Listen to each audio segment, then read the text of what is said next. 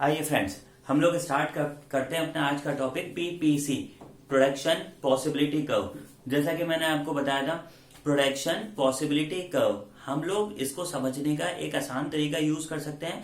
Production शब्द का मतलब होता है उत्पादन, पॉसिबिलिटी का मतलब होता है संभावना, और कर्व को हम कर्व ही मान लेते हैं, यानी वो कर्व जो हमें प्रोडक्शन की डिफरेंट पॉसिबिलिटी को शो करे, जो हमें बता सके कि किस तरीके से हमें हमारे प्रोडक्शन को आगे बढ़ाना है। हमने माइक्रो इकोनॉमिक्स के अपने इंट्रोडक्टरी पार्ट में समझा था कि इस दुनिया के अंदर सारे के सारे रिसोर्सेज लिमिटेड है, लेकिन हमारी वांट्स अनलिमिटेड है। तो हमें हमारे रिसोर्सेज को इस मैनर में खर्च करना होगा ना, जिससे हम हमारी अनलिमिटेड वांट्स को फुलफिल कर सके।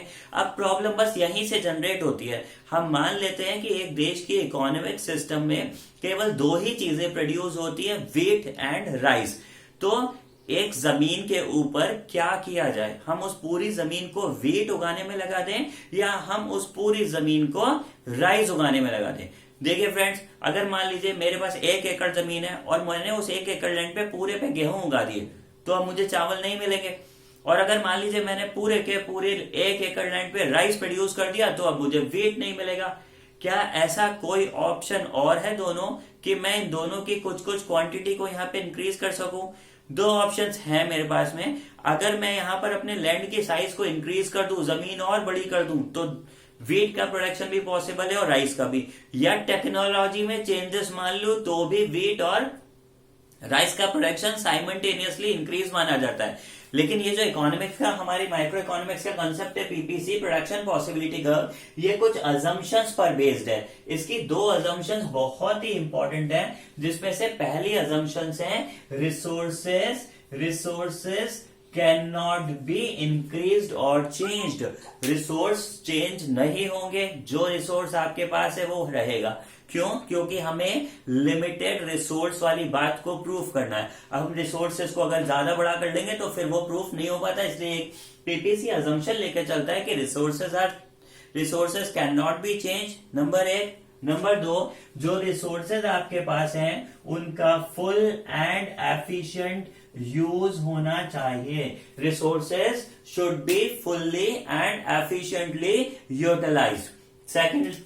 The second assumption is technology. Technology can't be changed.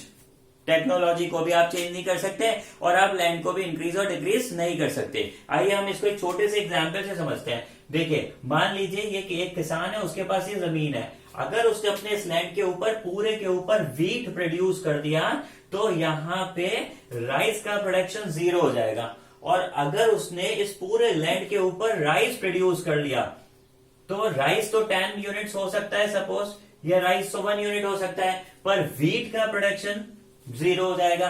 अब प्रॉब्लम यही आती है कि क्या हम राइस के लिए पूरी तरह से व्हीट को कॉम्प्रोमाइज कर दें या व्हीट के लिए राइस को? इसका एक इजी तरीका है प्रोडक्शन पॉसिबिलिटी कर्व, जो हमें ये बताता है कि किस तरीके से सिस्टमैटिक मैनर में हम एक गुड को सैक्रिफाइस करते चले जाएंगे दूसरे गुड के प्रोडक्शन को इंक्रीज करने के लिए।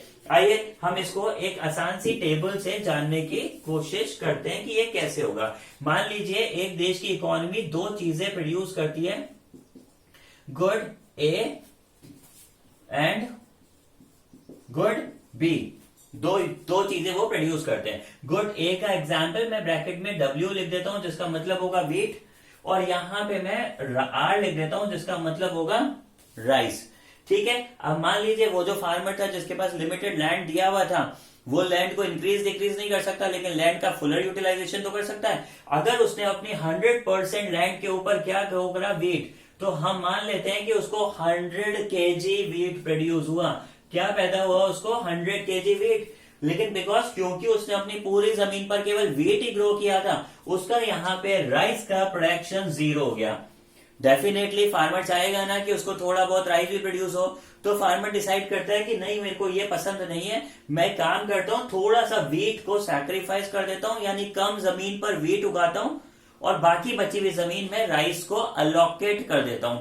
तो इस तरीके से उसने क्या किया, अपनी थोड़ी सी लैंड को सैक्रिफाइस कर दिया और व्हीट का प्रोडक्शन रिड्यूस होकर के कितना हो गया, 90 एंड राइस का प्रोडक्शन इंक्रीज हो गया, कितना हो गया 1 यूनिट। ठीक है, अभी भी अगर फार्मर चाहता है कि नहीं मुझे ये कॉम्बिनेशन भी पसंद नहीं है, आप दूसरा देख लेते हैं हम, तो हम फार्मर की और मदद करते हैं, हम उसको एक और कॉम्बिनेशन बता देते हैं जिसमें वो 70 केजी वीट ग्रो कर सकता है and 2 units of rice. Then उसने फिर वापस वीट के प्रोडक्शन को सैक्रिफाइस करा और राइस का प्रोडक्शन इंक्रीज हो गया। फिर उसके बाद वीट के प्रोडक्शन को उसने और सैक्रिफाइस कर दिया एंड राइस का प्रोडक्शन और इंक्रीज हो गया। अब मान लेते हैं उसने वीट का प्रोडक्शन 0 कर दिया और अपने पूरे के पूरे लैंड को किसके प्रोडक्शन में लगा दिया, राइस के, तो राइस का प्रोडक्शन मैक्सिमम हो गया। अब यहाँ आप दो पैराडॉक्सिकल सिचुएशंस को देखिए। जब वो पहले 100% लैंड कहाँ यूज कर रहा था, वीट प्रोडक्शन में, तो वीट का प्रोडक्शन मैक्सिमम था और राइस का प्रोडक्शन 0। दूसरी तरफ अब जब वो यहां पर अपनी सारी लैंड का यूज कहां कर रहा है, राइस पर, तो वीट का प्रोडक्शन हो गया 0। तो देखिए प्रोडक्शन की डिफरेंट पॉसिबिलिटीज को शो करने वाले कर्व को पीपीसी बोलते हैं। यहां देखिए फार्मर के लिए कितनी तरह की पॉसिबिलिटीज निकल के आ रही है। Combination A, farmer can choose for himself. अगर फार्मर अपने लिए कॉम्बिनेशन ए चूज करता है तो इसमें वो 100% वीट ग्रो करेगा एंड 0% राइस। अगर फार्मर अपने लिए बी कॉम्बिनेशन चूज करता है तो रेशियो विल बी 90 एंड 1। अगर फार्मर सी कॉम्बिनेशन चूज करता है तो 70 और 2। कॉम्बिनेशन डी चूज किया जाता है तो 40 और 3, और कॉम्बिनेशन ई चूज किया जाता है तो 0 और 4 का रेशियो होगा। तो इस तरीके से देखिए पीपीसी प्रोडक्शन के अलग अलग पॉसिबिलिटीज बताता है, जिसमें पीपीसी हमें यह समझाने की कोशिश करता है कि एक देश की इकोनॉमी को एक चीज का प्रोडक्शन बढ़ाने के लिए दूसरी चीज के प्रोडक्शन को कम करना ही होता है, और उसका कारण है limitation, scarcity of resource. We can not increase the production of both things simultaneously. We must sacrifice the one good to increase the other good. We can also understand this example, numerical example, ठीक है, हम इसे एक graph की मदद से और समझ सकते हैं। देखिए दोस्तों वो ग्राफ किस तरीके से कैसे बनेगा, मैं आपको उसका भी एक इजी मैनर बनाता हूं। हमें इस तरीके से एक्सेस बनाने होंगे।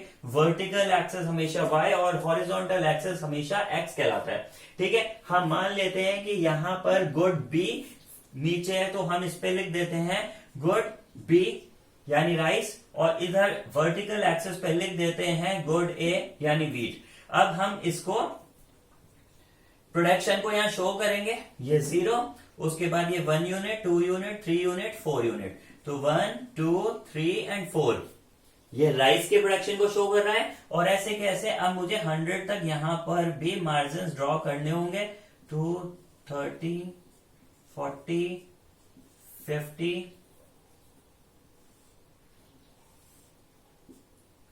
60 70 80 90 100। आप एक चीज का ध्यान रखिएगा, ये सब मैथमेटिकल ग्राफ्स है तो लाइंस वगैरह एकदम स्ट्रेट हो। मेरी ड्राइंग तो बचपन से थोड़ी गड़बड़ है। ठीक है, अब देख लेते हैं। हम मान लेते हैं कि फार्मर ने अपना 100% रिसोर्स किस में लगाया, तो जब फार्मर अपने लिए ए कॉम्बिनेशन चूज करता है तो वो इस जगह पर होता है। तो जब वो इस जगह पे होता है तो उसका राइस का प्रोडक्शन क्या हो जाएगा, 0। उसके बाद हमने दूसरी सिचुएशन ली कि फार्मर ने अपनी 10 यूनिट सैक्रिफाइस कर दी और उसको 2 यूनिट्स, उसको 1 यूनिट क्या मिल गया, राइस का। तो हम 1 से ऊपर चलते हैं यहां से ऐसे, और 90 पर आकर एक डॉट मार्क कर देते हैं। उसके बाद अब हम यहाँ 70 और 20 पर देखते हैं, तो 2 और 2 से ऊपर चलते हैं यहाँ 70 तक। ठीक है, ये फार्मर को सेकंड चॉइस हमने दी। उसके बाद 3 से हम आ जाते हैं किसके ऊपर, 40 तक। ठीक है, और फिर 4th पॉइंट डॉट यहां, 5th डॉट हम यहां लगा देते हैं। अब देखिए बच्चों, आप लोग, फार्मर के पास ये 5 पॉसिबिलिटीज है जिनको मैंने 5 डॉट से यहां पर डिनोट करा, और इस तरीके से अब हम इन 5 डॉट्स को जोड़ते हुए यहां आ जाते हैं। ठीक है, ये थोड़ा सा यहां मेरे से बाहर हो गया, आउट हो गया। ठीक है, तो देखिए वो 5 डॉट्स मुझे यहां मिल रहे हैं। किस तरह से, ये फार्मर का मेरा फर्स्ट सेट ऑफ कॉम्बिनेशन था। यानी फार्मर अपने लिए अगर ए पॉइंट चूज करता प्रोडक्शन का तो उसका वेट 100% होता और उसका राइस जो था वो 0% यहां होता, इसलिए इसको हमने ए पॉइंट लिखा।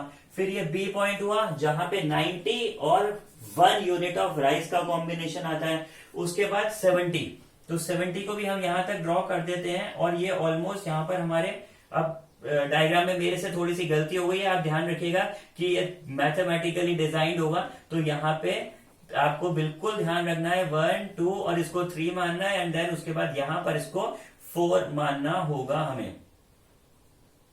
ठीक है, तो ये पॉसिबिलिटीज किस तरीके से शो हो जाएंगी, ए बी सी डी और ई। अब ये पॉसिबिलिटीज है क्या, ये तो रही सिर्फ मैथमेटिकल डिजाइन की बात। हालांकि अगर आप इस चीज को इस तरीके से थ्योरेटिकली समझने की कोशिश करिए कि हम दोनों चीजों का प्रोडक्शन साइमल्टेनियसली इंक्रीज नहीं कर सकते एक साथ। ठीक है,